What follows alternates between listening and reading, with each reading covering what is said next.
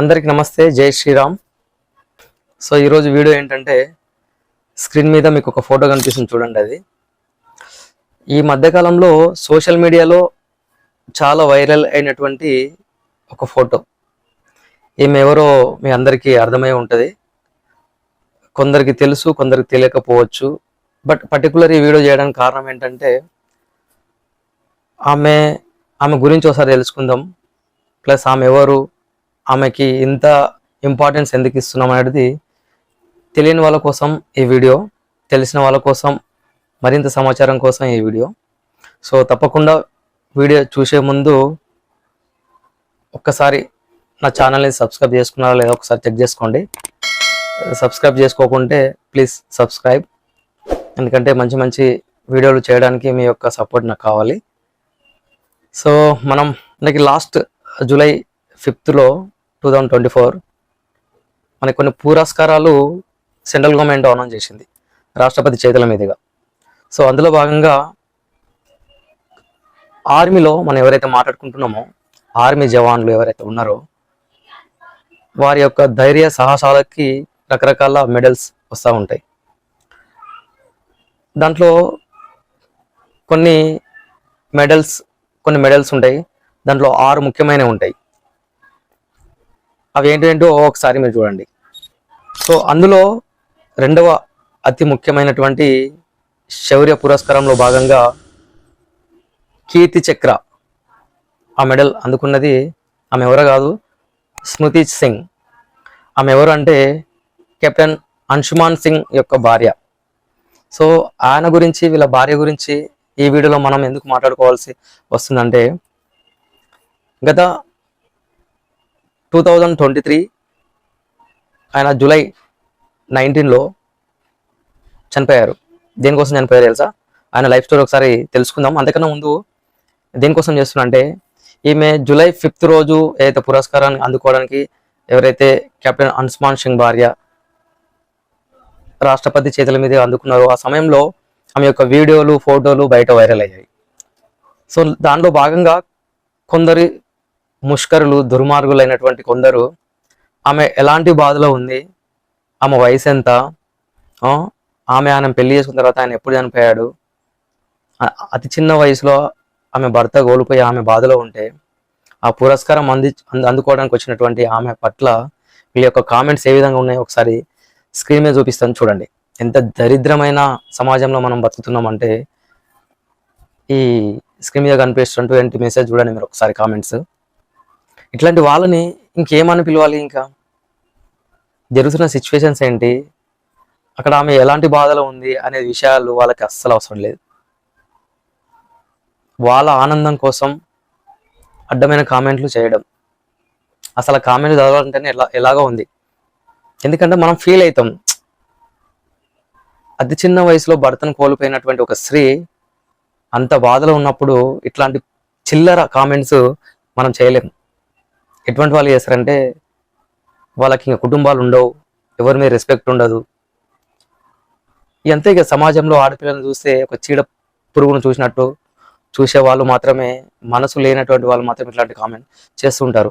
అట్లాంటి సమాజంలో మనం ఉంటున్నాం. వీళ్ళని ఏం చేసినా వేస్టే. బట్ ఇట్లాంటి కామెంట్లు చేసిన తర్వాత కూడా, ఇట్లాంటి ట్రోలింగ్ వచ్చిన తర్వాత కూడా ఏ ఒక్క మీడియా కూడా సరైనగా టీవీలో కానీ ఎక్కడ కానీ చూపించడం లేదు. చాలా వరకు కొందరు యూట్యూబర్లు మాత్రమే రెస్పాండ్ అవుతున్నారు. సో మన సమాజంలో బతుకుతున్నాం. తోటి మన మహిళకు, మన భారతదేశంలో ఉన్నటువంటి ఒక ఆర్మీ ఆఫీసర్ యొక్క భార్యకు అన్యాయం జరుగుతుంది. ఆమెని ఇష్టం వచ్చినట్లు మాట్లాడుతున్నారు. సో అట్లాంటి వ్యక్తుల పట్ల ఒక్క మీడియా ఛానల్ కూడా చూపించకపోవడం మన దురదృష్టం. సో అందుకే ప్రతి యూట్యూబర్ కూడా వీటి మీద వీడియోలు చేయాలి, సమాజంలోకి తీసుకెళ్ళాలి, అవేర్నెస్ తీసుకురావాలి. అట్లాంటి వాళ్ళు దొరికినప్పుడు అరెస్ట్ చేసి జైల్లో పెట్టాలి. దానికోసం ప్రతి ఒక్క యూట్యూబర్ కూడా ఇట్లాంటి అవేర్నెస్ వీడియోలు చేయాలి, తెలియాలి అందరికీ ఏం జరిగిందనే విషయం గురించి. అసలు స్టోరీలోకి వెళ్తే, అసలు కెప్టెన్ అంశుమాన్ సింగ్ ఎవరు అనే ఒక లైఫ్ స్టోరీ అండి ఒకసారి తెలుసుకుందాం. ఆయన ఎలాంటి ధైర్య సాహసాలు చేశాడు, ఎలా చనిపోయాడు, దేనికోసం శౌర్య పురస్కారంలో భాగంగా కీర్తి చక్ర ఆయనకు లభించింది అనే విషయాలు మనం ఒకసారి తెలుసుకుందాం. చలో. సో ఆయన గురించి మనం తెలుసుకునే ముందు, ఆయన ఎవరు అంటే కెప్టెన్ అంశుమాన్ సింగ్. ఆయన పుట్టింది 1997 భారతీయ ధాల్పత్, డియోరియా జిల్లా, ఉత్తరప్రదేశ్లో ఆయన జన్మించారు. ఆయన లాస్ట్ 2023 జూలై 19 రోజు చనిపోయారు. ఆయన చనిపోయిన నాటికి ఆయన వయసు ఎంతో తెలుసా? 26 సంవత్సరాలు మాత్రమే. ఆయన చనిపోయిన ప్రాంతం ఏదో తెలుసా? సియాచిన్ గ్లేసియర్ ప్రాంతంలో ఆయన చనిపోవడం జరిగింది. కెప్టెన్ అంశుమాన్ సింగ్ పంజాబ్ రెజిమెంట్ యొక్క 26వ బెటాలియన్లో Indian regimental medical officer IRMO దాంట్లో పనిచేస్తున్నారు.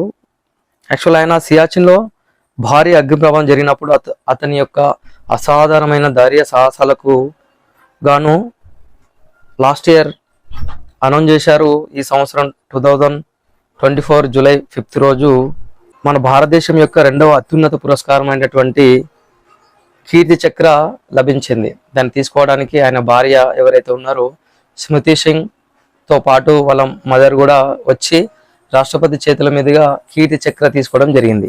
యాక్చువల్ అతను హిమాచల్ ప్రదేశ్లోని చైల్డ్ మిలిటరీ స్కూల్లో 10th వరకు చదివిన తర్వాత ఉన్నత విద్య కోసం అని చెప్పి పూణె వెళ్ళడం జరిగింది. అక్కడ ఆర్మ్డ్ ఫోర్స్ మెడికల్ కాలేజ్లో AFMCలో చేరాడు.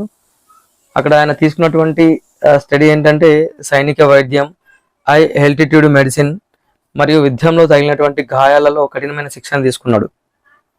సో అతని యొక్క అంకితభావం పట్ల భవిష్యత్తు ప్రయత్నాలకు వేదికగా అయింది అదే.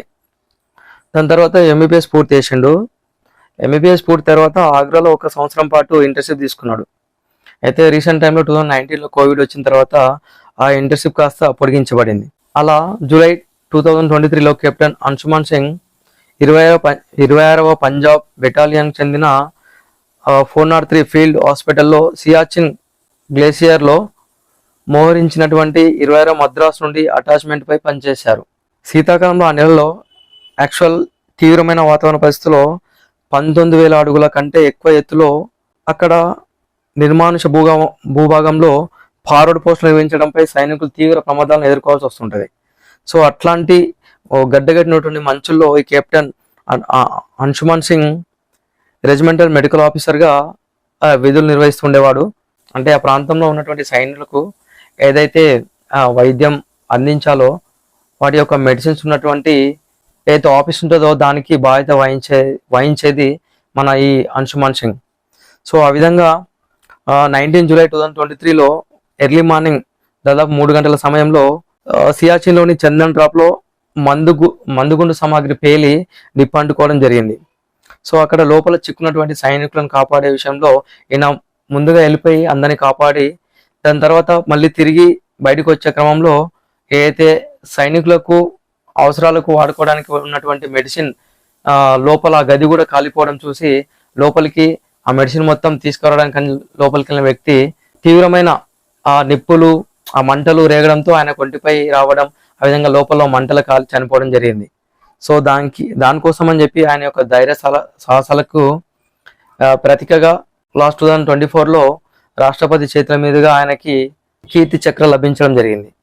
సో అందులో భాగంగా ఆయన భార్య వచ్చి ఆ కీర్తి చక్ర మెడల్ తీసుకోవడం జరిగింది. సో గైస్ అది జరిగింది.